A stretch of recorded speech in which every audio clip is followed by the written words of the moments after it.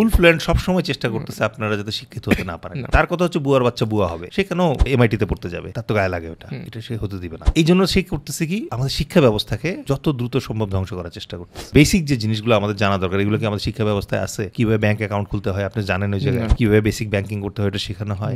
Similar জিনিস কিন্তু তাদের দেশে খুব ভালোভাবেই তারা ইমপ্লিমেন্ট করছে, তাদের দেশে করতেছে। আপনি দেখেন আমাদের 7-8 পরে এই যে আজে বাজে না দিয়ে আপনি কোডিং শেখান, প্রোগ্রামিং শেখান, বাধ্যতামূলক করে দেন, ফেল করুক না ফার্স্টে, আপনি 33 দিয়ে পাস করান, বাট একটা জেনারেশন দাঁড় করান না ওভাবে। সবাই কিন্তু ডিরেক্টলি কোড করবে না, বাট যেমন এই যে আপনি টপম্যানের কথা বলতেছেন ভাই, এই টপম্যানটা যদি লাইফের কোনো একটা সময় প্রোগ্রামিং এর পি সম্পর্কেও পরিচিত থাকতো, সে কিন্তু বুঝতো যে এখানে একটা অপরচুনিটি তৈরি করার সুযোগ আছে। নামে তো পলক, পি কিন্তু আছে।